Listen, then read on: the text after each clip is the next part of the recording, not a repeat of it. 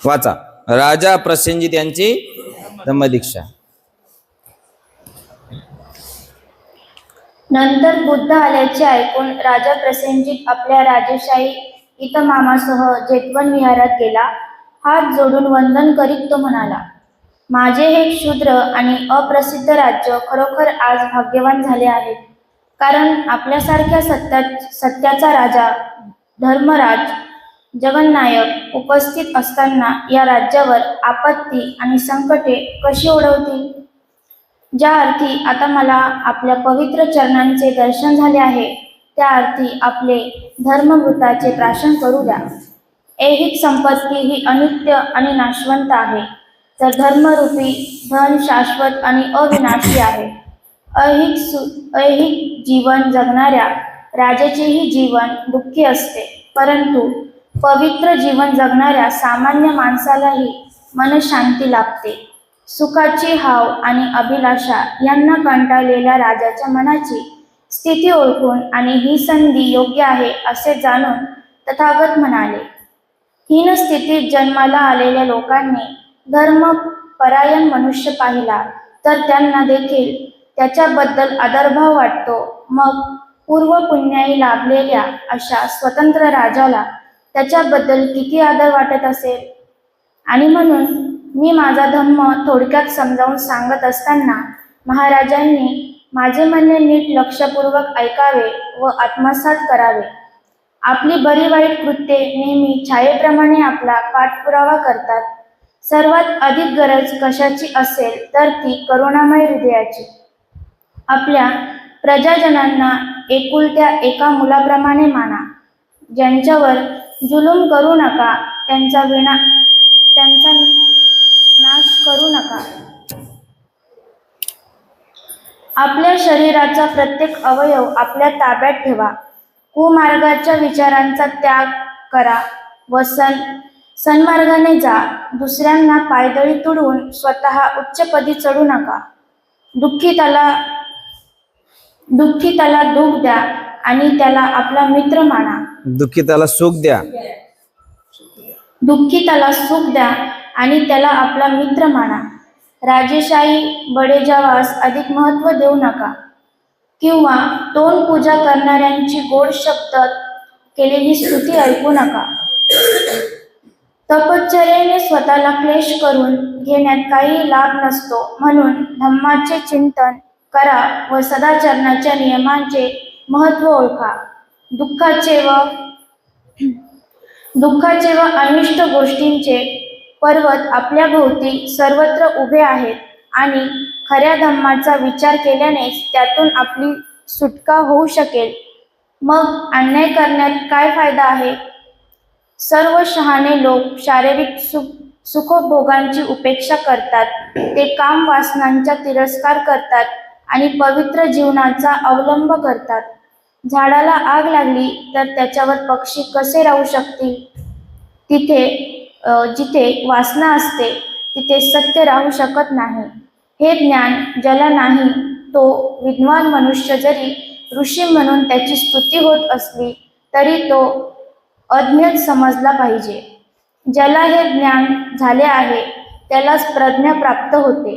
ही प्रज्ञा प्राप्त करून घेणे हा जीवनाचा एकमेव उद्देश आहे.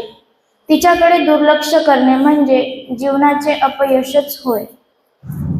सर्व पंथांची शिकवण याच्यावरच केंद्रित झाली पाहिजे, कारण त्याच्याखेरीज ज्ञान अशक्य आहे. हे सत्य केवळ ऋषीमुनींच्यासाठी नाही, प्रत्येक मानव प्राण्याशी त्याचा संबंध आहे. व्रतस्थ भिक्खू आणि कौटुंबिक जीवन जगणारा सामान्य मनुष्य यांच्यात या बाबतीत काहीही फरक नाही. ऋषींचीही अधोगती होऊ शकते आणि सामान्य कुटुंब वत्सल माणसेही ऋषीपदाला पोहोचू शकतात. काम वासनेच्या भरतीपासून सर्वांना सारखाच धोका असतो. सगळे जग त्या भरतीत वाहून जाते. जो तिच्या भोवऱ्यात सापडतो त्याची सुटका होत नाही. परंतु प्रज्ञा ही नौका आहे आणि विचार हे तिचे सुकाणू आहेत. धम्म तुम्हाला असा आदेश देतो की तुमच्या या शत्रूपासून तुम्ही आपले संरक्षण करा. आपल्या कर्माचे परिणाम टाळणे आपल्याला अशक्य आहे, म्हणून आपण सत्कर्मेच करावीत. आपल्या हातून दुष्कृत्ये होऊ नयेत म्हणून आपण आपले विचार तपासून पाहूया, कारण आपण जे पेरतो तेच आपणाला मिळते. प्रकाशातून अंधाराकडे आणि अंधारातून प्रकाशाकडे जाणारे मार्ग असतात. अंधारातून गडद अंधाराकडे आणि संधी प्रकाशातून अधिक उज्ज्वल प्रकाशाकडे जाणारे मार्गही असतात. सुज्ञ मनुष्याला अधिक प्रकाश पाहिजे असतो, म्हणून तो प्रकाशाचाच उपयोग करेल. तो अविरतपणे सत्य ज्ञानाच्या प्राप्तीसाठीच प्रगती करीत राहील. सद्वर्तनाने आणि बुद्धीचा उपयोग करून आपले खरे श्रेष्ठत्व दाखवा. ऐहिक वस्तूंच्या व्यर्थत्वाविषयी खोल विचार करा आणि जीवन चंचल आहे हे समजून घ्या.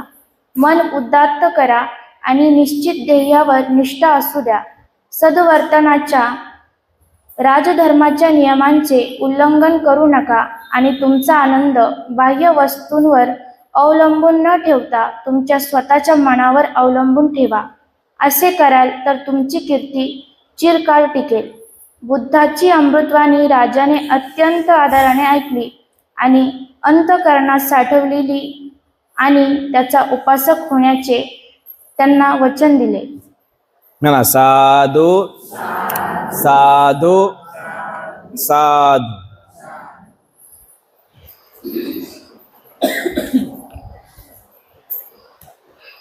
भगवान बुद्ध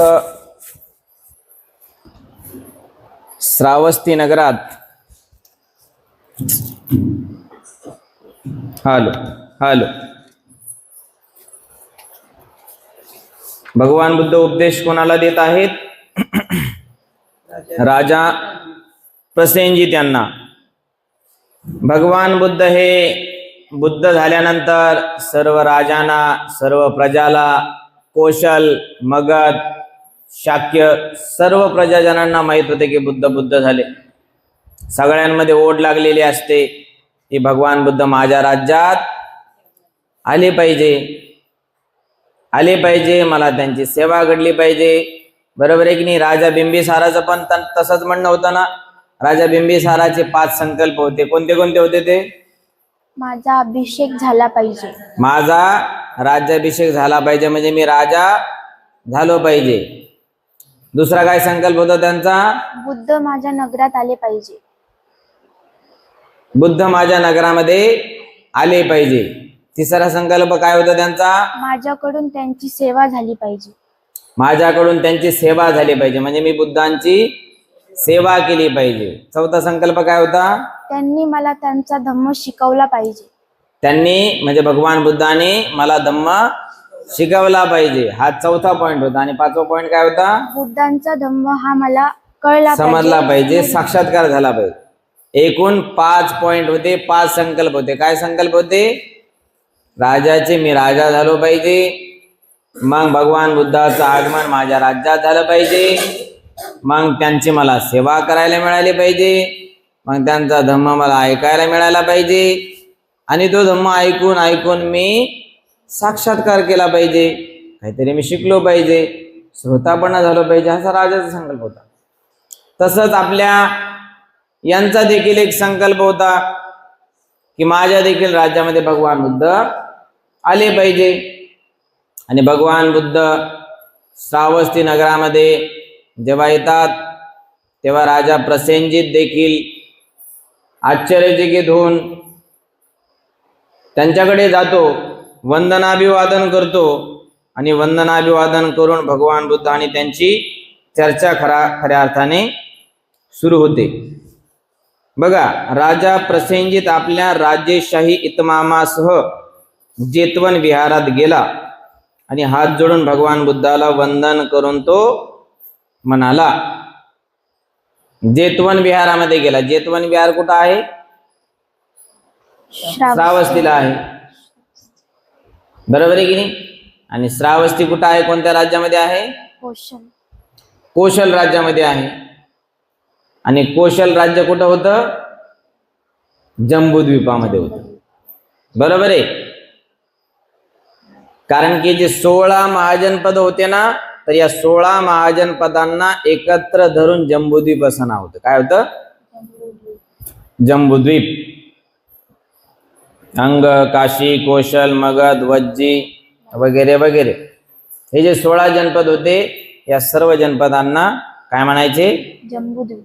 जम्बूद्वीप. आणि आजही भारताचं नाव बरेच बुद्धिस्ट राज्य किंवा बुद्धिस्ट आपल्या मायथॉलॉजीमध्ये किंवा आपल्या पुस्तकामध्ये भारताचं नाव काय आहे? जम्बूद्वीप. जम्बूद्वीप. म्हणून आपल्या अंगुलीमाल भंतीनं देखील एक पुस्तक लिहिलेलं आहे स्त्रियाबद्दल. त्याचं नाव काय? जम्बूद्वीपातील आदर्श स्त्रीरत्ने. म्हणजे पाकिस्तानातील स्त्रीरत्ने का?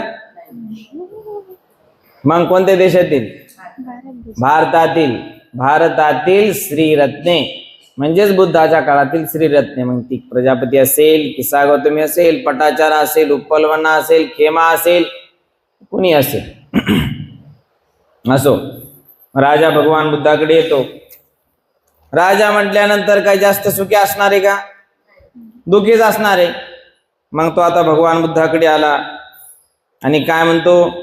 माझे शूद्र आणि अप्रसिद्ध राज्य खरोखर आज भाग्यवान झाले आहे, कारण आपल्यासारख्या सत्याचा राजा धर्मराज जगन्नायक उपस्थित असताना या राज्यावर आपत्ती आणि संकटे कशी ओढवतील. भगवान बुद्धाची प्रशंसा करतो. तुमच्यासारखा महापुरुष येणं म्हणजे आमच्या राज्यामध्ये आता कोणतं धर्मसंकट येणारच नाही. कसं येईल? कारण की भगवान बुद्ध आहेत आणि जिथे बुद्ध निवास करतात तिथली भूमी देखील रमणीय होते, प्रसन्न होते. आणि सर्वात जास्त वर्षावास कुठे केलेली भगवान बुद्धाने? श्रावस्तीलाच केले. म्हणजेच या राजाच्या राज्य काळामध्येच केलेले आहेत. म्हणजे प्रसेनजित राजा, बिंबिसार राजा, भगवान बुद्ध हे समकालीन होते, कंटेम्पररी होते. बघा आता पुढे काय संवाद झाला त्यांचा. महाराजांनी माझे म्हणणे नीट ऐकावे व आत्मसात करावे. राजा आपली करुण कहाणी मांडतो भगवान बुद्धाकडे. भगवान बुद्ध त्याला समजावून सांगतात, आपल्या जर हृदयाला कशाची गरज असेल तर करुणामय हृदयाची गरज असते. कशाची? करुणामय हृदय. आपलं हृदय कसं असलं पाहिजे? करुणावान असलं पाहिजे. कसं असलं पाहिजे? करुणावान असलं पाहिजे. जसं सिद्धार्थाने करुणा दाखवली होती ना हंसाबद्दल, राजहंसाबद्दल. त्याने राजहंसाच्या पोटातील बाण काढला. दया, करुणा. मग आपण पण एखाद्या पक्षाला वगैरे वगैरे काही जर लागला असेल, कुत्र्या मांजराला लागला असेल, तर आपण देखील दया दाखवायला पाहिजे, दयाबुद्धी करायला पाहिजे. असं आपल्यामध्ये जर असेल तर तो बुद्धाचा एक गुण आपल्यामध्ये आहे, करुणा आहे. नाही तर काही फायदा नाही. आता एक कुत्र्याचा पायलांगडा आहेच ना, मग दुसरा करू. कुत्र झोपलेलं आहे की मारा दगड. लहानपणी शाळेत जाताना तेच केलं आपण. कुत्र झोपलेला आपल्याला काही बरं दिसत नाही, हे की नाही. पण सिद्धार्थाचा हा आपण अवश्य गुण घ्यायला पाहिजे. पुढे काय म्हणतात भगवान, आपल्या प्रजाजनांना एकुलत्या एका मुलाप्रमाणे राजा तुम्ही मानलं पाहिजे. त्यांच्यावर जुलूम करू नका, त्यांचा नाश करू नका. आपल्या शरीराचा प्रत्येक अवयव आपल्या ताब्यात ठेवा. कुमार्गाच्या विचारांचा त्याग करा. सन्मार्गाने जा. दुसऱ्यांना पायदळी तुडवून स्वतः उच्चपदी चढू नका. दुःखिताला सुख द्या. आपला सर्वांना मित्र माना. आपल्या प्रजाजनांना कसं माना? मुलासारखं माना. राजाला मुलं म्हणजे कोण असते? त्याची प्रजाच असते ना. आणि प्रजाला देखील वडिला समान कोण असतो? राजा असतो. म्हणून भगवान बुद्ध त्याला हितोपदेश देतात की सर्व काही प्रजा आहे म्हणूनच आहे. प्रजाने जर तुम्हाला साथ दिली नाही तर काही फायदा नाही. म्हणून त्यांना तुम्ही मुलासारखं माना. त्यांचा नाश करू नका. सर्व अवयव तुमचे कंट्रोलमध्ये ठेवा. वाईट विचाराचा त्याग करा. सन्मार्गाचं जीवन जगा. म्हणजे भगवान बुद्धाने याचा अर्थ त्याला कोणते शील सांगितले याच्या माध्यमातून? पंचशीलच सांगितले. हिंसा करू नका, चोरी करू नका, अनाचार करू नका, दुराचार करू नका, खोटं बोलू नका, नशा करू नका. कारण की जिथे कुठे भगवान बुद्ध जायचे तर त्यावेळेस भगवान बुद्ध पंचशिलेमध्येच लोकांना प्रतिष्ठित करायचे. जर तुम्हाला पंचशीलच समजलं नाही तर पुढचं तत्वज्ञान समजणार नाही. पंचशील हा बौद्ध धम्माचा काय आहे? पाया आहे, फाउंडेशन आहे. त्याच्याशिवाय तत्वज्ञान पूर्ण होऊ शकत नाही. त्याच्याशिवाय बुद्ध धम्माच्या तत्वज्ञानाची भिंत आणि भिस्त उभी राहू शकत नाही. भगवान बुद्ध परत त्यांना उपदेश देतात, राजेशाही बडे जावास अधिक महत्व देऊ नका किंवा तोंडपूजा करणाऱ्यांची गोड शब्दात केलेली स्तुती ऐकू नका. कोणी तुम्हाला गोड बोलत असेल, गोड गोड बोलून प्रशंसा करीत असेल, पण आपण प्रशंसेला भुरळून जाऊ नका. कोणी निंदा करीत असेल तरी निंदेला आपण अपमान समजू नका. हे तर चालतच राहणार आहे. आजचा तो लोकधर्मच आहे, बरोबर आहे की नाही? लोकधर्म किती असतात? 4 असतात. माणसाची निंदा होते, प्रशंसाही होते. माणसाला सुख पण मिळतं आणि दुःख पण मिळतं. माणसाची हानी होते आणि लाभही होतो. माणसाची निंदा होते आणि प्रशंसा स्तुती होते. माणसाला यशही मिळतं आणि अपयशही मिळतं. याला म्हणतात 4 लोकधर्म. याला म्हणतात 4 लोकधर्म. हे 4 लोकधर्म प्रत्येकाच्या जीवनामध्ये येतात. राजा तुमच्याही जीवनामध्ये येतीलच. म्हणून तुम्ही याला मी शॉर्ट फॉर्म मध्ये काय म्हणतो? शॉर्ट फॉर्म लिहून घे त्याचा. सु हा नी, एका खाली एक लिहून घे शब्द. सु, त्याच्या खाली हा, त्याच्या खाली नी, त्याच्या खाली य.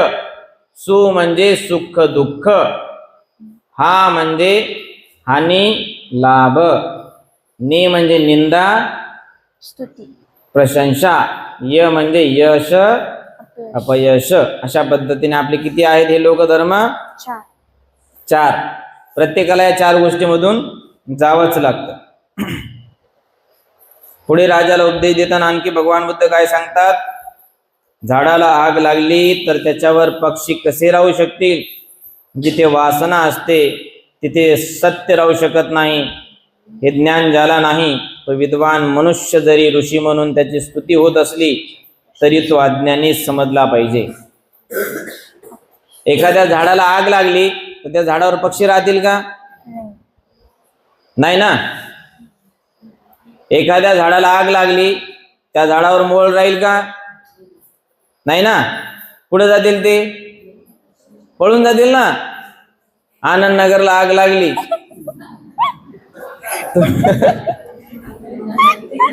आनंदनगर सुटून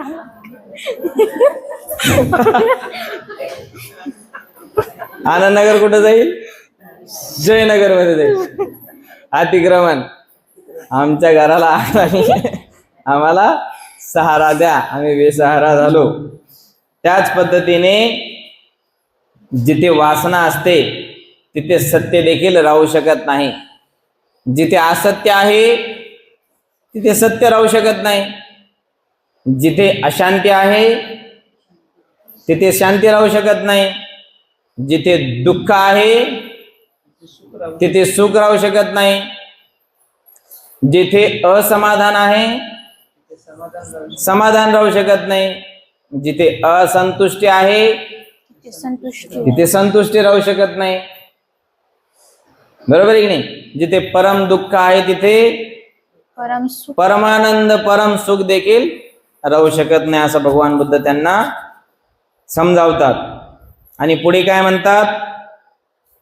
कामवासनेच्या भरतीपासून सर्वांना सारखाच धोका असतो.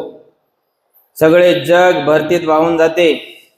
जो तिच्या भोवऱ्यात सापडतो त्याची सुटका होत नाही, परंतु प्रज्ञा ही नौका आहे आणि विचार हे तिचे सुकाणू आहे. धम्म तुम्हाला असा आदेश देतो की तुमच्या या शत्रूपासून तुम्ही आपले संरक्षण करा. भगवान बुद्ध राजाला उपदेश द्यायला लागले. वासना ही एक प्रकारचा समुद्र आहे. काय आहे? वासना, द्वेष, मोह, तृष्णा, ईर्ष्या, आणखी काय काय, हे सगळे षडरिपू आपल्यासाठी काय आहेत? दुःख आहेत आणि ते समुद्र आहेत. परंतु या समुद्रातून आपल्याला जर दुसऱ्या तीरावर जायचं असेल तर नौका कोणती सांगितली भगवान बुद्धाने? प्रज्ञा. प्रज्ञा. प्रज्ञा हे तुमच्यासाठी जहाज आहे. बरोबर आहे की नाही? समजा आपला किती महासागर आहेत? हिंदी, आर्टिक, अंटार्क्टिका, पॅसिफिक, हे सगळे महासागर. एक महासागर आपल्या भारताजवळचा हिंदी महासागर घेऊ. हिंदी महासागरामध्ये पाणी नाही समजायचं. काय पाणी नाही तिथे? काय आहे? सगळं समुद्रभर विकार, वासना आहे, तृष्णा आहे, आणखी काय काय आहे? लोभ आहे, द्वेष आहे, ईर्ष्या आहे. पाणी नाही, हे सगळे विकार आहेत. मोह आहे, लोभ आहे. आता यापासून आपल्याला सुटायचं असेल तर काय मार्ग आहे? काय मार्ग आहे? जहाज पाहिजे की नाही तुम्हाला? पाहिजे की नाही? एक जहाज होतं बघा, 1912ला बुडाला तो. त्याला अनसिंकेबल म्हणायचे. अनसिंकेबल म्हणजे कधी न बुडणारा. पण शेवटी तो पहिल्याच प्रवासामध्ये बुडून गेला. त्याचं नाव काय होतं? टायटॅनिक. टायटॅनिक. टायटॅनिक. त्याच्यावर एक फार सुंदर असा मूवी देखील आलेला आहे. बरोबर आहे.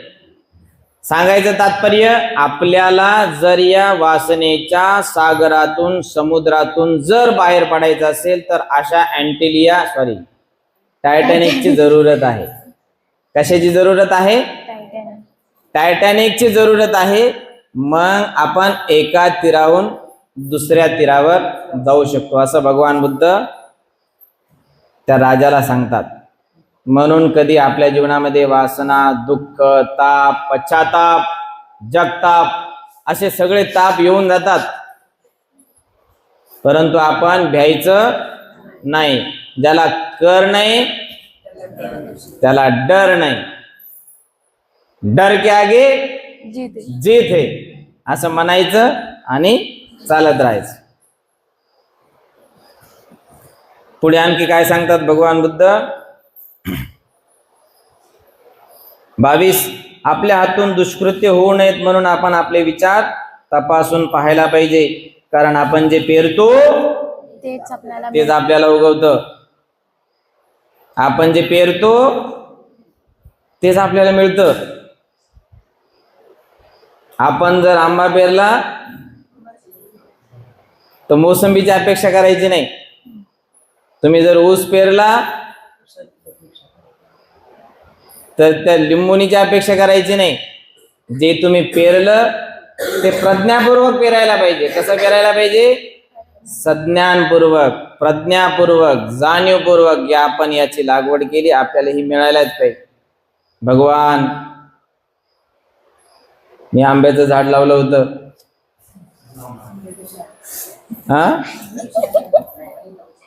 लिंब कसे आले? असं आपल्याकडून व्हायला नाही पाहिजे. आपण लावला आंबा आणि आले त्याला तर असं होऊ द्यायचं नाही. जर तुम्हाला लिंबाचीच अपेक्षा असेल तर तुम्ही प्रज्ञापूर्वक लिंबूच पेरा. मग तुम्ही किती वंदना घ्याव, मग तुम्ही किती सूत्रपाठ घ्याव, रात्रभर घ्याव, पण त्या लिंबूचे काय आंब्यामध्ये रूपांतर होणार नाही. म्हणून जे पेराल तेच उगवतं. आणखीन एक काहीतरी म्हण आहे, खान तसे खापर आणि बाप तसे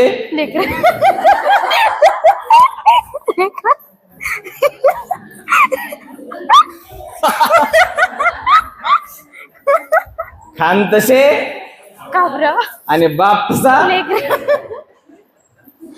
पाठ करून घ्या बरं म्हणे सगळ्या. पुढे 23 भगवान बुद्ध काय सांगतात. जगामध्ये हे 4 माणसं चालणारे असतात. एक माणूस जात असतो म्हणजे सगळं जगच या 4 गोष्टीमध्ये चालत राहतं. पहिले माणसं एकतर प्रकाशातून अंधाराकडे जातात, बरोबर.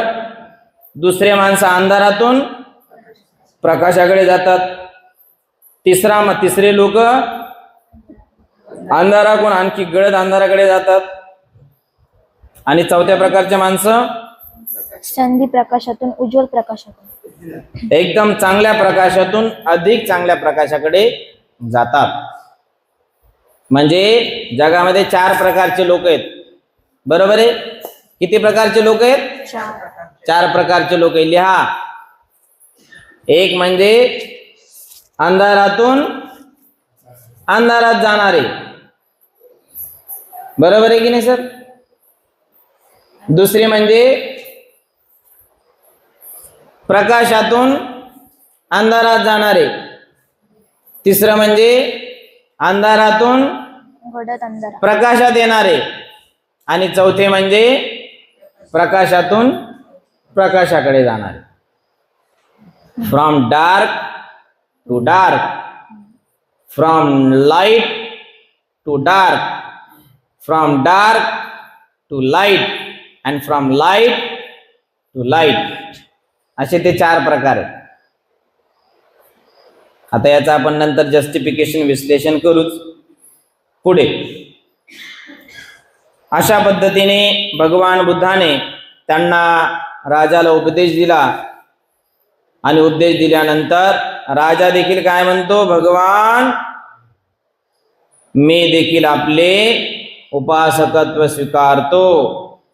आणि त्यांचा उपासक होण्याचे राजाने त्यांना वचन दिले. अशा पद्धतीने आपला राजा भगवान बुद्धाचा उपासक झाला, पायिक झाला, श्रद्धावान भक्त झाला. ठीक आहे. नेक्स्ट जीवकाचे धम्मदीक्षा.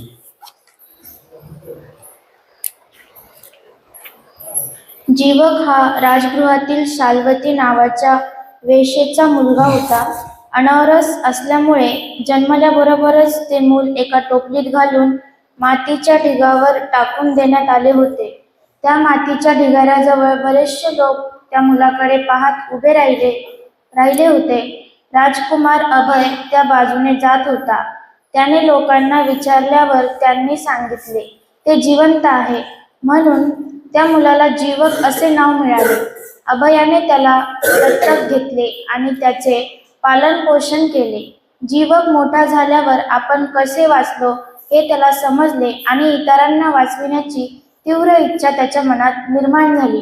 म्हणून अभयला न कळविता आणि त्याची संमती न घेताच तो तक्षशिला विद्यापीठात गेला आणि तेथे 7 वर्षे त्याने वैद्यकीचा अभ्यास केला.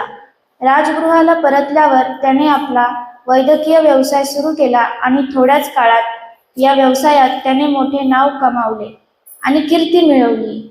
साकेत येथील एका श्रेष्ठीची बायको ही त्याला मिळालेला पहिला रोगी असून तिला बरी करण्याबद्दल त्याला 16,000 कारशापण, 1 गडी, 1 मोलकरीण आणि 1 घोडागाडी इतका मोबदला मिळाला. त्याचा लौकिक ओळखून अभयाने त्याला राहण्यासाठी आपल्या राजवाड्यातच जागा दिली. राजगृह येथे त्याने बिंबिसाराला त्रासदायक अशा भगंदर रोगापासून मुक्त केले आणि त्यासाठी बिंबिसाराच्या 500 राण्यांचे सर्व अलंकार त्याला बक्षीस म्हणून मिळाले असे सांगतात. जीवकाने उल्लेखनीय असे केलेले इतर काही उपचार म्हणजे राजगृहातील एका श्रेष्ठीवर केलेली कवटीची आणि बनारस येथील एका श्रेष्ठीच्या मुलाला झालेल्या आतड्याच्या एका जुनाट रोगावरील शस्त्रक्रिया या होत. राजा आणि राजस्त्रिया यांचा राज्यवैद्य म्हणून जीवकाची नेमणूक करण्यात झाली होती. परंतु जीवकाचा बुद्धाकडे फारच ओढ होती. त्यामुळे तो तथागताचा आणि त्यांच्या संघाचा वैद्य म्हणूनही काम करीत असे. तो तथागताचा शिष्य झाला. तो आजारी आणि जखमी लोकांवर उपचार करण्यास मोकळा राहावा म्हणून तथागतांनी त्याला भिक्खूची दीक्षा दिली नाही. बिंबिसाराच्या मृत्यूनंतर जीवक त्याचा मुलगा अजातशत्रू याच्या पदरी राहिला आणि अजातशत्रूने पितृवधाचा गुन्हा केल्यानंतर त्याला तथागतांकडे आणण्यास तोच कारणीभूत झाला. साधू साधू साधू. याचा आवाज वाढवा. Hello hello hello hello hello hello hello hello. वाढवा ना. एम्प्लिफायर लावलं नाही कालचं त्याच्यामुळं. हॅलो.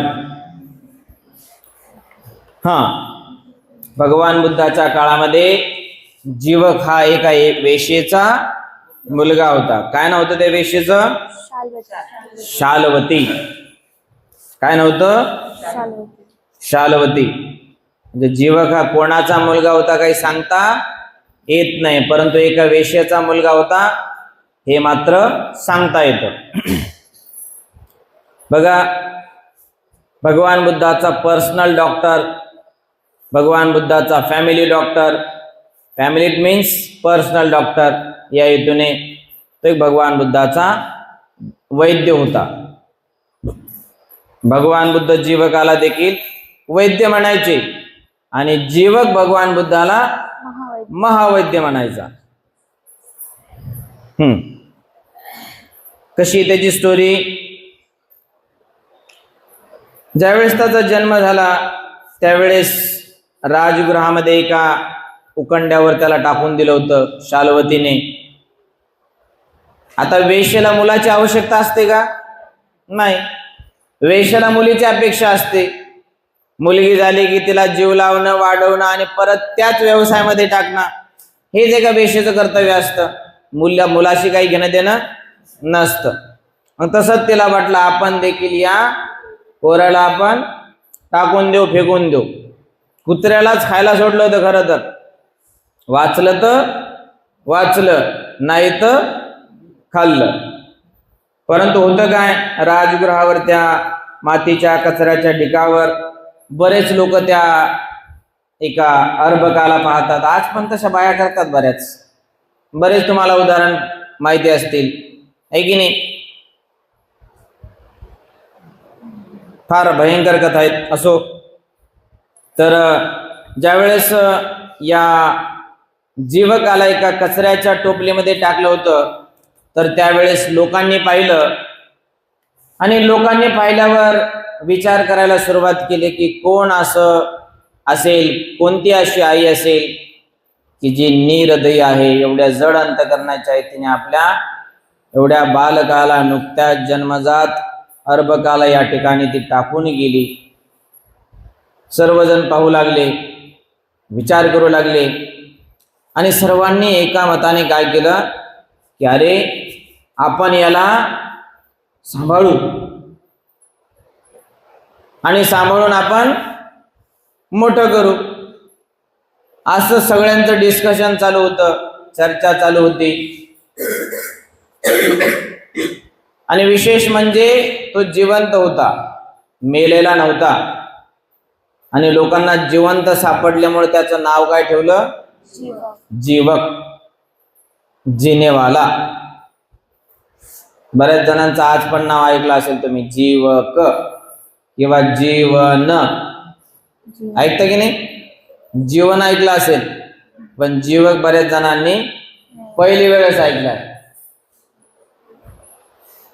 लहान असतो, बालक असतो, सापडतो तर लोक ठरवतात की आपण न सांभाळता आपण काय करू, हे राजा अभयाकडे देऊ. मग सर्वजण एकमताने राजा अभयाकडे त्याला सुपूर्द करतात.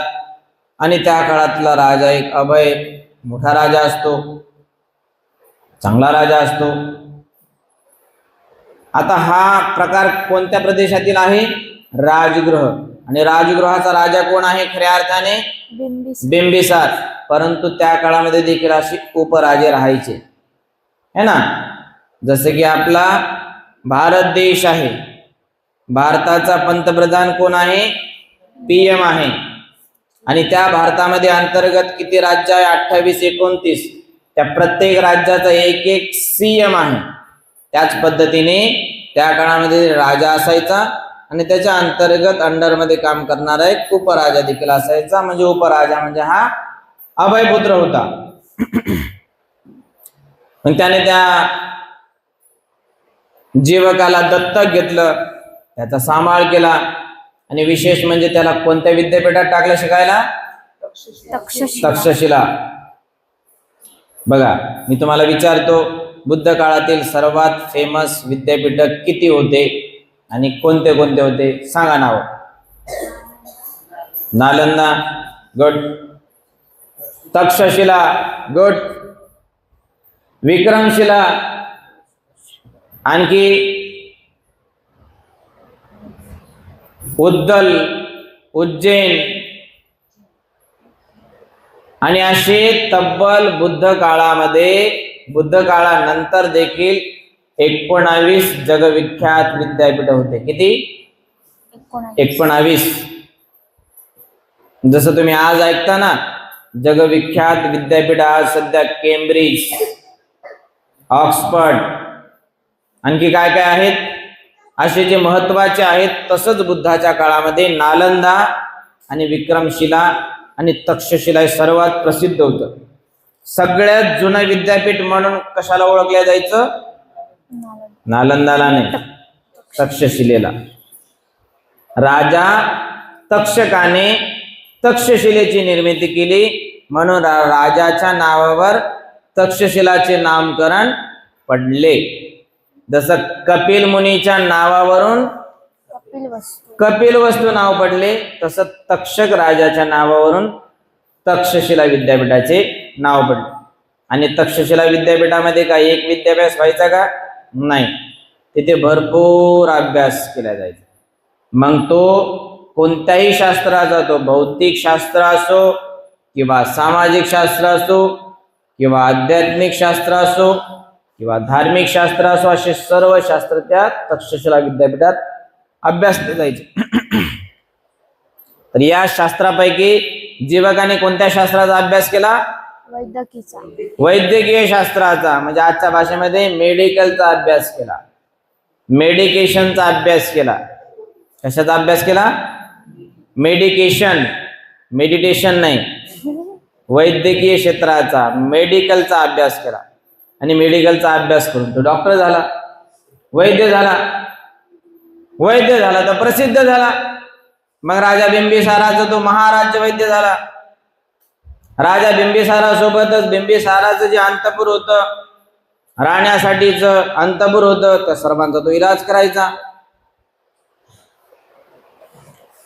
आणि एवढा प्रसिद्ध झाला की तो निसर्गाच्या खाली देखील, जसे आज लोक भूल देऊन ऑपरेशन करतात, बायपास करतात, कोणते ऑपरेशन करताना प्रथमतः ॲनेस्थेसिया द्यावा लागतो.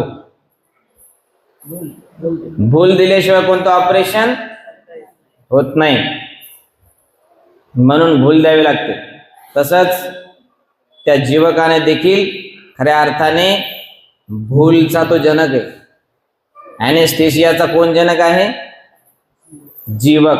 त्याने देखील बुद्ध काळामध्ये भुलीचं इंजेक्शन शोधलं होतं. इंजेक्शन म्हणण्यापेक्षा दवा, नॅचरल, जो तो हाताला लावायचा आणि नाकाद्वारे सुंगवायचा आणि ज्या भागाचं ऑपरेशन करायचं त्या भागाला लावायचा आणि ऑपरेशन करायचं.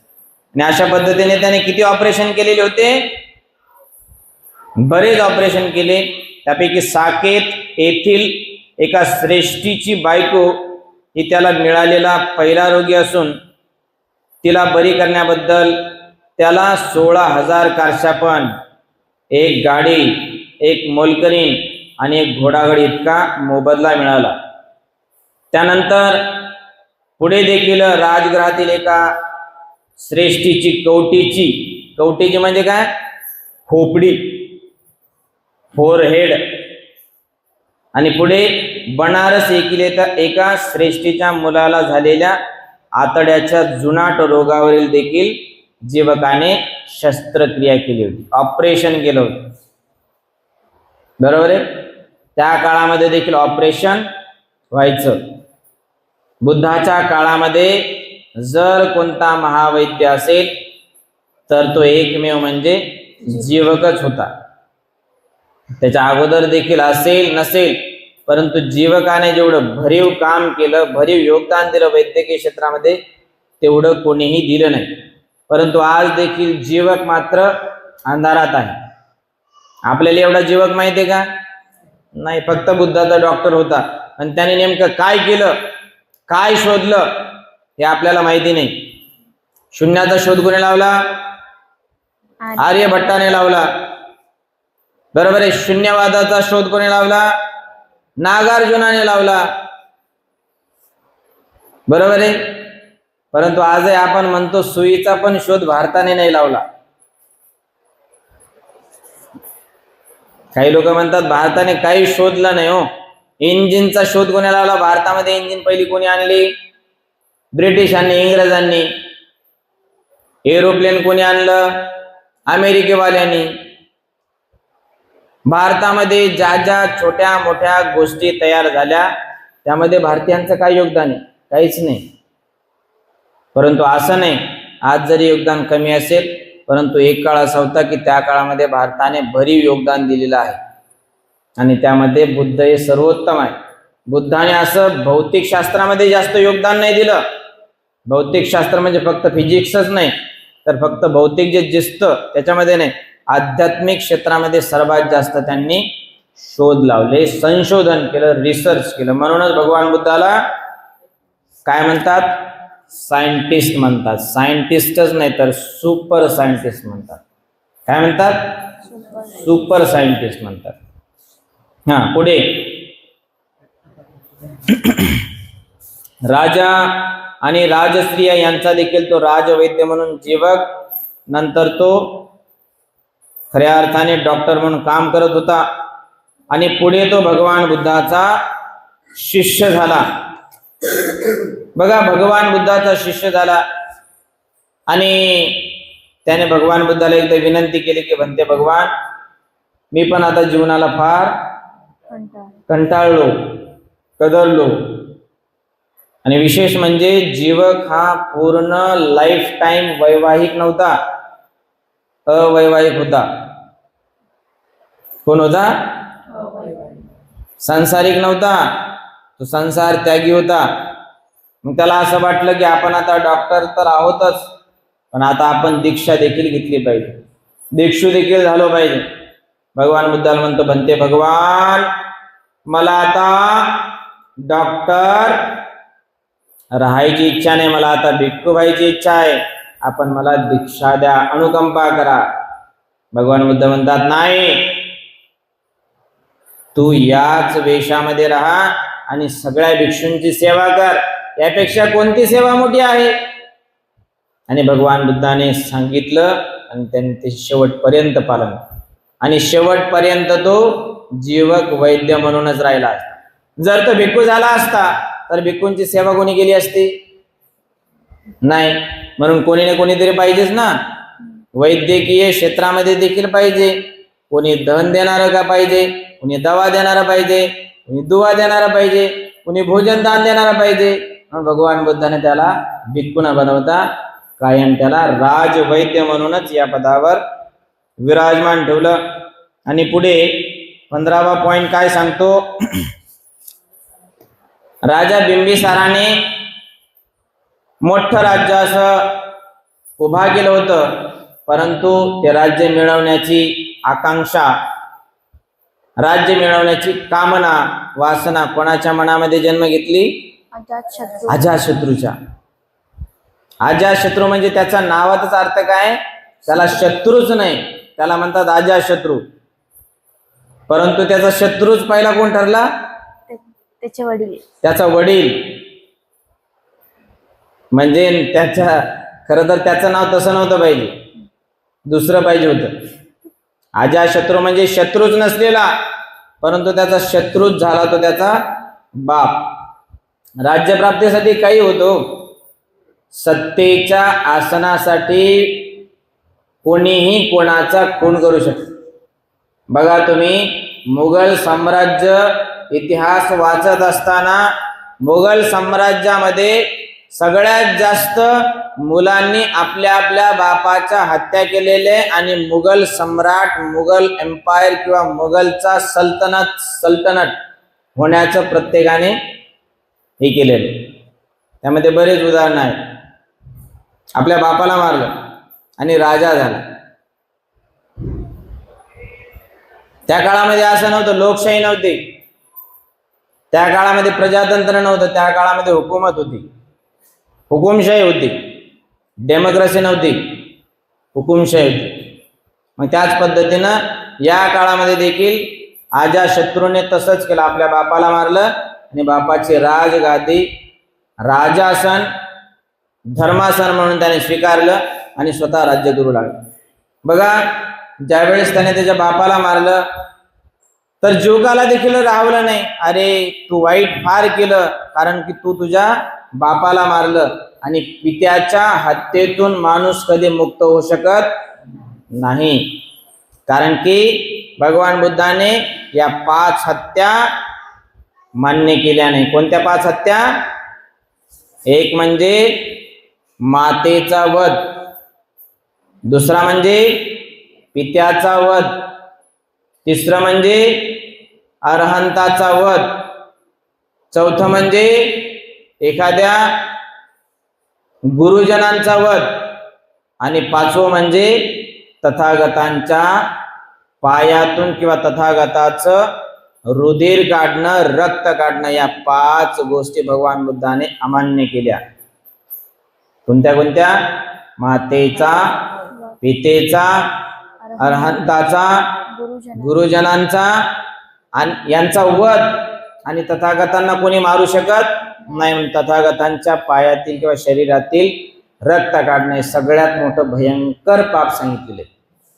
आणि या पापाला वाचवण्यासाठी जीवकाने अजाशत्रूला कोणाचा रस्ता दाखवला? भगवान बुद्धाचा. आणि तेव्हापासून जीवक हा कायमचा बदलला. जीवक बदलला आणि त्यासोबतच अजाशत्रू देखील बदलला. भगवान बुद्धाच्या चरणी आला आणि काय म्हणतो? म्हणते, भगवान, माझ्याकडून जेही काही पाप झाला असेल मला तुम्ही क्षमा करा. आणि भगवान बुद्ध देखील काय म्हणतात? मी तुला क्षमा करू शकत नाही, कारण आपल्या आपल्या दुष्कृत्याची आपल्यालाच ती फळे भोगावी लागतात. नेक्स्ट,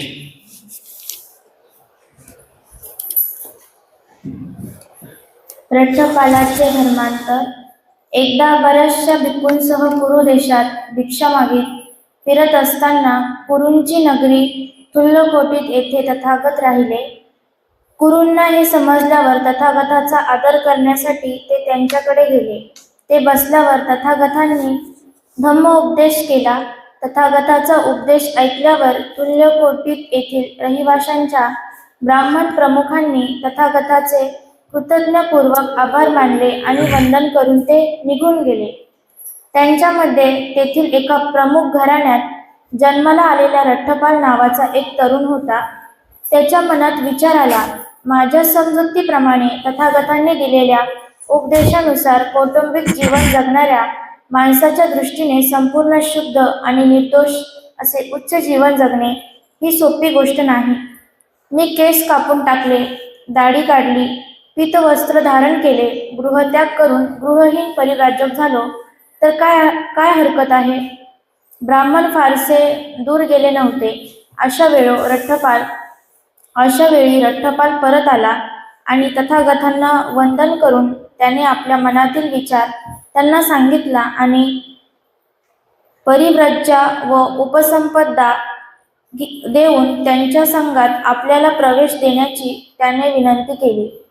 तथागतांनी विचारले, असे करण्यास तुला तुझ्या मातापित्यांची संमती आहे काय? नाही भगवन, ज्यांना त्यांच्या मातापित्यांची संमती नाही त्यांना मी प्रवज्जा देत नाही.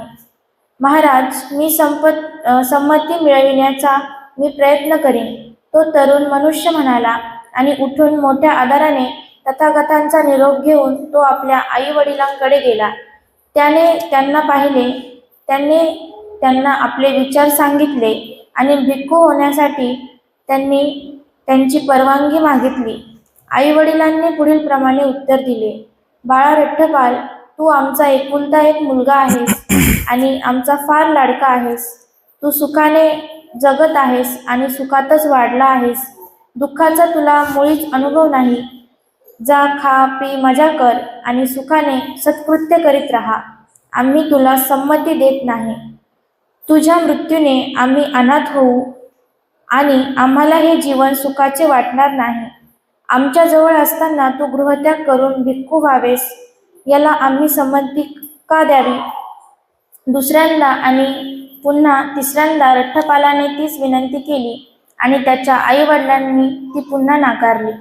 आई वडिलांची संमती न मिळाल्यामुळे त्या तरुणाने उघड्या जमिनीवर लोळण घेतली आणि एकतर मी इथेच प्राण देईन, नाहीतर भिक्खू तरी होईल, असे त्याने स्पष्ट सांगितले.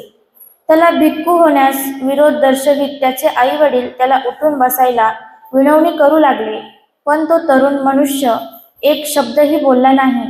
त्यांनी त्याला पुन्हा दोनदा तीनदा विनवणी केली, पण तरीही तो एक शब्दही बोलला नाही. म्हणून रठ्ठपालाच्या आई वडिलांनी त्यांच्या मित्रांना भेटून सगळी हकीकत सांगितली आणि त्यांनी त्याला जे सांगितले होते तेच आग्रहपूर्वक ऐका त्याला लक्षपूर्वक. सांगण्यास त्यांना सांगितले. त्याच्या मित्रांनी त्याला 3 वेळा विनंती केली, पण तो एक शब्दही बोलला नाही. तेव्हा त्याचे मित्र त्याच्या आई वडिलांकडे आले आणि म्हणाले, तिथेच उघड्या जमिनीवर पडून तो सांगत आहे की मी एकतर मरून जाईन, नाहीतर भिक्खू होईन. जर तुम्ही त्याला संमती दिली नाही तर तो कधीही जिवंत उठणार नाही. पण तुम्ही संमती दिलीत तर तो भिक्खू झाल्यावर तुमच्या दृष्टीस तरी पडेल. जर भिक्खू होऊन राहणे त्याला आवडत नाही तर तो दुसरे काय करू शकेल? तो येथेच परत येईल. म्हणून तुम्ही त्याला संमती द्या. ठीक आहे, आम्ही संमती देतो, पण जेव्हा तो भिक्खू होईल तेव्हा त्याने इथे येऊन आमची भेट घेतली पाहिजे. रठ्ठपालाचे मित्र त्याच्याकडे गेले आणि त्याच्या आई वडिलांना संमती दिल्याचे त्यांनी त्याला सांगितले, परंतु तो भिक्खू झाल्यानंतर त्याने त्यांना भेटण्यासाठी आले पाहिजे हेही त्यांनी सांगितले. तेव्हा तो उठला आणि थकवा दूर झाल्यावर तो तथागताकडे गेला. त्यांना वंदन केल्यावर एका बाजूला बसून तो म्हणाला, मी भिक्खू होण्याबद्दल आई वडिलांची संमती मिळवली आहे. मला संघात प्रवेश द्यावा अशी तथागतांना माझी विनंती आहे. तथागताच्या संघात त्याला प्रवेश देण्यात आला. तुल्यकोटी तेथे आवश्यक तितके दिवस राहून 15 वड्यानंतर बुद्ध भिक्षा यात्रेसाठी श्रावस्तीत जावयास निघाले आणि त्या ठिकाणी अनाथपिंडकाच्या सुखदायी जेतवनात त्यांनी वस्ती केली. ज्या आदर्शाच्या शोधासाठी तरुण लोक गृहत्याग करून गृहहीन भिक्खू होतात, तो उपरीतींच्या जीवनाच्या सर्वश्रेष्ठ आदर्श भिक्खू रठ्ठपालाला एकांतवायास कष्ट, दृढता व निस्वार्थ यांनी परिपूर्ण असे जीवन जगल्यावर लवकरच मिळाला. नंतर तो तथागताकडे गेला आणि वंदन केल्यावर एका बाजूला बसून म्हणाला, तथागताच्या अनुज्ञेने आई वडिलांना भेटावयास जाण्याची माझी इच्छा आहे. रठ्ठपालाच्या मनातील विचारांची आपल्या मनात बारकाईने तपासणी करून आणि आपल्याला मिळालेल्या शिक्षणाचा त्याग करून सामान्य माणसाचे खालच्या पातळीवरील जीवन जगण्याची इच्छा त्याला होणार नाही हे ओळखून तथागतांनी त्याला केव्हाही जाण्याची अनुज्ञा दिली. तेव्हा उठून अत्यंत आदराने तथागताचा निरोप घेतल्यावर आपला बिछाना बाजूला ठेवून त्याने आपले चिवर व भिक्षापात्र घेतले आणि भिक्षा यात्रेसाठी तो तुल्यकोटीत येथे गेला. त्या ठिकाणी त्याने कुरु राजाच्या मृगवनात वस्ती केली. दुसऱ्या दिवशी सकाळी लवकरच चिवर वस्त्र परिधान करून आणि भिक्षापात्र घेऊन तो भिक्षेसाठी नगरात गेला आणि तेथे भेदभाव न करता घरोघर फिरत असताना तो आपल्या आई वडिलांच्या घरी आला. त्याचे वडील घरातील दिवाखान्यात आपले केस विंचरत होते. त्यांनी रट्टपालास दुरून येत असताना पाहिले आणि ते म्हणाले, या वैराग्याच्या कार्ट्यांनीच माझ्या एकुलत्या एक लाडक्या मुलाला भिक्खू करून टाकले. याप्रमाणे स्वतःच्या वडिलाच्याच घरी रट्टपालाला काहीही मिळाले नाही. नुसता नकार तर नाहीच, पण शिव्या मात्र मिळाल्या. त्याच वेळी घरातील एक दासी आदल्या दिवशीचा शिळा भात फेकून देण्याच्या बेतात होती. तेव्हा रट्टपाल तिला म्हणाला, ताई, ते जर टाकून देणार असशील तर ते माझ्या पात्रात घाल. त्याच्या भिक्षापात्रात भात घालीत असताना त्याचा आवाज, हात आणि पाय तिने ओळखले आणि सरळ मालकिनीकडे जाऊन मोठ्याने म्हणाली, मालकीनबाई, धाकटे धनी परत आले आहेत. तू म्हणतेस ते खरं असेल तर तू यापुढे दासी राहणार नाहीस. आई म्हणाली आणि आपल्या मुलाच्या आगमनाची वार्ता ऐकल्यावर आपल्या पतीला सांगण्यासाठी घाईघाईने निघून गेली. कुंपणाजवळ बसून रट्टपाल तो शिळा भात खात असतानाच त्याचा पिता तेथे येऊन उद्गारला, बाळ, तू शिळा भात खात आहेस, हे खरे आहे काय? तू आपल्या स्वतःच्या घरी का येत नाहीस? गृहस्था, गृहत्याग करून गृहहीन बनलेल्या आम्हाला घर कसले? मी तुमच्या घरी आलो होतो, पण मला तिथे काही मिळाले नाही. नुसता नकारही मिळाला नाही, शिव्या मात्र मिळाल्या. ये बाळा, आपण घरात जाऊ. नको गृहस्था, आजचे माझे जेवण झाले आहे. रट्टपाल म्हणाला, ठीक आहे, पण बाळ, उद्या तुझे भोजन इथे करशील असे वचन दे. भिक्खू रट्टपालाने मौन धारण करून आपली संमती दिली. नंतर त्याचे वडील घरात गेले. तेथे त्यांनी सोन्या रुपयाच्या लगडी रचून त्यावर गालीचे अंतरगण्याची आज्ञा दिली. पूर्वश्रमीच्या रट्टपालाच्या स्त्रिया असलेल्या आपल्या सुनांना आपल्या पतीला आवडत असलेला सर्व प्रकारचा साजशृंगार करण्यास सांगितले. रात्र संपल्यावर घरात भोजनासाठी उत्तम पदार्थ तयार करून ठेवण्याची आज्ञा त्याच्या पित्याने दिली आणि तयारी झाल्यावर मुलाला कळविले. दुपार झाल्याबरोबर चिवरे परिधान करून आणि भिक्षापात्र घेऊन भिक्खू रट्टपाल स्वतःसाठी ठेवलेल्या आसनावर येऊन बसला. नंतर त्या सोन्या रुपयाच्या राशीवरून गालीचे काढण्याची आज्ञा देऊन त्याचा पिता म्हणाला, हे तुझे मातृधन आहे. ती तुझ्या पित्याची आणि ती तुझ्या पितामहाची संमती आहे. आनंदाचा उपयोग आणि सत्कृत्ये या दोन्हीसाठी तुला भरपूर संमती आहे. ये बाळा, तुझी श्रमणचर्या सोडून दे. सामान्य माणसाच्या जीवनाचा पुन्हा अवलंब कर. भोग, उपभोग आणि सत्कृत्य कर.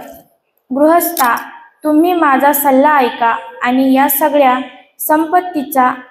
संपत्तीच्या राशी तुम्ही घेऊन जा आणि गंगा नदीत बुडवून टाका. का? कारण तिच्यामुळे तुम्हाला फक्त दुःख, शोक, संकटे, मानसिक व शारीरिक यातना आणि क्लेशच भोगावे लागतील. भिक्खू रट्टपालाच्या पायांना मिठी मारून त्याच्या पूर्वश्रमीच्या स्त्रिया त्याला विचारू लागल्या, ज्यांच्यासाठी आपण हे उच्च जीवन जगत आहात त्या अप्सरा आहेत तरी कशा? तो म्हणाला, भगिनींनो, कोणत्याही अप्सरांसाठी मी त्या जीवनाचा अवलंब केलेला नाही. आपल्याला त्याने भगिनी म्हटल्याचे ऐकल्याबरोबर त्या स्त्रिया मूर्छित होऊन जमिनीवर पडल्या. रट्टपाल आपल्या पित्याला म्हणाला, गृहस्था, मला अन्न द्यावयाचे असेल तर दे, मला त्रास देऊ नकोस. भोजन तयार आहे, बाळ, सुरुवात कर. पिता म्हणाला आणि मुलगा पोटभर जेवेपर्यंत त्यांनी त्याला उत्तमोत्तम पदार्थांचे भोजन दिले. भोजन झाल्यावर कुरु राजाच्या मृगवनात तो परतला आणि दुपारच्या भर उन्हात तो तेथे एका झाडाखाली बसला. आपण पाहायला येण्यापूर्वी ते वन स्वच्छ करून ठेवावे अशी राजाने त्याच्या पारध्याला आज्ञा दिली होती आणि तो आज्ञाधारक शिकारी आपले काम करीत असताना तेथे एका झाडाखाली दुपारच्या भर उन्हात रट्टपाल बसला असल्याचे त्यांनी पाहिले आणि राजाला जाऊन बातमी दिली की वन व्यवस्थित आहे, परंतु ज्याच्याविषयी महाराजांनी अनेक वेळा ऐकले आहे, तो रट्टपाल तेथेच एका झाडाखाली बसला आहे. आज वनाची काळजी करण्याचे कारण नाही. राजा म्हणाला, मी आज जाऊन त्या वंदनीय पुरुषाला भेटतो. म्हणून प्रवासासाठी भोजनाची तयारी करण्याची आज्ञा देऊन तो रथात बसला आणि नगरातून राजेशाही मिरवणुकीने रट्टपालाला भेटण्यासाठी निघाला. रथातून जिथपर्यंत जाता येईल तिथपर्यंत गेल्यावर राजा आपल्या परिवारासह पायी चालू लागला आणि रट्टपालाकडे आला. परस्परांना अभिवादन केल्यावर राजाने उभे राहूनच रट्टपालास एका पुष्पराशीवर बसण्याची विनंती केली. नाही महाराज, आपण तेथे बसा. माझे हे आसनच आहे. आसनस्थ झाल्यावर राजा म्हणाला, रट्टपाल, माणसाने 4 हानी भोगाव्या लागतात. माणसाने 4 हानी भोगाव्या लागतात की ज्याच्यामुळे तो आपल्या डोक्याचे व दाढी-मिशांचे केस काढून टाकतो, पीतवस्त्रे धारण करतो आणि गृहत्याग करून गृहहीन होतो. त्या 4 हानी म्हणजे पहिलं म्हातारपण, दुसरं अनारोग्य, तिसरे दारिद्र्य आणि चौथं नातलगांचा मृत्यू ह्या होत. समजा एक बऱ्याच वयाचा म्हातारा मनुष्य आहे, वृद्धत्वामुळे थकलेला आणि मरणाच्या पंथास लागलेला आहे. आपली स्थिती तो ओळखतो आणि अधिक संपत्ती मिळविण्यात किंवा मिळवलेल्या संपत्तीचा सदुपयोग करण्यातील अडचणींची त्याला जाणीव आहे. म्हणून तो परिव्राजक बनण्याचे ठरवितो. यालाच म्हातारपणाची हानी म्हणतात. परंतु तू तर भर जवानीत आहेस. तुझे केस काळेभोर असून वृद्धत्वाचा त्यांना स्पर्शही झालेला नाही. तू रूपयौवन्य संपन्न आहेस. तुझा वृद्धत्वामुळे होणारा कोणताही तोटा झालेला नाही. मग तुला असे काय समजले किंवा तू असे काय पाहिलेस व ऐकलेस की ज्यामुळे तू गृहत्यागाचा मार्ग पत्करलास? किंवा समजा की रोगी, यातना भोगणारा किंवा अतिशय आजारी असा मनुष्य आहे. तो आपली स्थिती ओळखतो आणि अधिक संपत्ती मिळविण्याकरिता किंवा मिळवलेल्या संपत्तीचा सदुपयोग करण्यातील अडचणीची त्याला जाणीव आहे. म्हणून तो परिव्राजक बनण्याचे ठरवतो. यालाच अनारोग्याची हानी म्हणतात. परंतु तू आजारी नाहीस की यातनाही भोगीत नाहीस. तुझ्या नेमस्थ प्रकृतीमुळे तुझी पचनशक्ती चांगली राहिली आहे. म्हणून अनारोग्यामुळे जो तोटा होतो तसा तुझा झालेला नाही. मग तुला असे काय समजले किंवा तू असे काय पाहिलेस व ऐकलेस की ज्यामुळे तू गृहत्यागाचा मार्ग पत्करावा? किंवा तिसऱ्या एका माणसाचे उदाहरण घेऊ. श्रीमंत आणि वैभवशाली झाल्यानंतर आणि क्रमाक्रमाने ते वैभव गमावल्यानंतर तो आपली स्थिती ओळखतो. अधिक संपत्ती मिळवण्यातील किंवा मिळवलेल्या संपत्तीचा सदुपयोग करण्यातील अडचणीची त्याला जाणीव होते. म्हणून तो परिव्राजक होण्याचे ठरवतो. याला नातलगांच्या मृत्यूमुळे झालेला तोटा म्हणतात. परंतु तुला तर मित्र आणि नातलग खूप आहेत. नातलगाच्या मृत्यूमुळे जो तोटा होतो तसा तुझा झालेला नाही. मग तुला असे काय समजले किंवा तू काय पाहिलेस किंवा ऐकलेस की ज्यामुळे गृहत्याग करण्याचा मार्ग तू पत्करलास? रट्टपाल उत्तरला, महाराज, मी गृहत्याग करून गृहहीन झालो. याचे कारण असे की ज्ञानी आणि दार्शनिक सम्यक बुद्धांनी सांगितलेली 4 तत्वे मी समजावून घेतली, पाहिली आणि ऐकली. ती चार तत्वे अशी. पहिली, जग अनित्य असून सतत बदलत आहे. 2, जगाला रक्षणकर्ता किंवा पालनकर्ता असा कोणीही नाही. 3, आपली कशावरही मालकी नाही. प्रत्येक वस्तू मागे ठेवूनच आपणाला गेले पाहिजे. 4, तृष्णेच्या आहारी गेल्यामुळे जगात दुःख आहे आणि त्यामुळे जगात अनेक उणिवा असून ते सारखे धडपडत आहेत. विलक्षण, खरोखरच उत्कृष्ट. राजा उद्गारला, तथागतांनी सांगितले ते किती बरोबर आहे. ओके म्हणा साधू.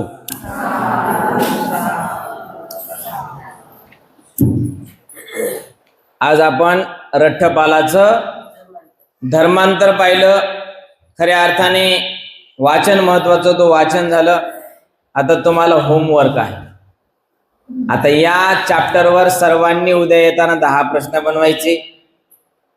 राजाने त्याला कोणत्या 4 हानी सांगितल्या, परत राजाला रठ्ठपालाने कोणत्या प्रकारचे 4 मी हे दोष संसारामध्ये बघितले आणि त्यामुळं 4 तत्वामुळं मी संसारामध्ये रमलो नाही, संसाराचा त्याग केला. किंवा रठ्ठपाल हा कोणत्या प्रदेशाचा होता, रठ्ठपालाचं नाव वगैरे वगैरे जेवढं काही तुम्हाला शोधून आणता येईल तेवढं उद्या शोधा. शोधा म्हणजे सापडेल, खोजने से खुदा भी मिलता है. ठीक आहे. तर उद्या आपण येताना सर्वांनी 10 प्रश्न बनवा. ज्यांना कविता बनवता येईल त्यांनी कविता बनवा. ज्यांना जे तयार करता येईल त्यांनी रठ्ठपालाबद्दल तयार करा, जेणेकरून तुमच्या मुलाला देखील धम्मदीक्षा घ्यायची खऱ्या अर्थाने प्रेरणा मिळाली पाहिजे. That is my intention. Okay, आज आपण इथंच थांबूया. सबीत यो विवाचांतो सपरोगो विनाशतो माते भवत्वन्तरायो सुखी दीर्घायुको भव. भवतो सर्वमङ्गला रक्षन्तु सर्वदेवता सर्वबुद्धानुधम्मानुसंघानुभवेन सदा सुखी भवन्तु ते.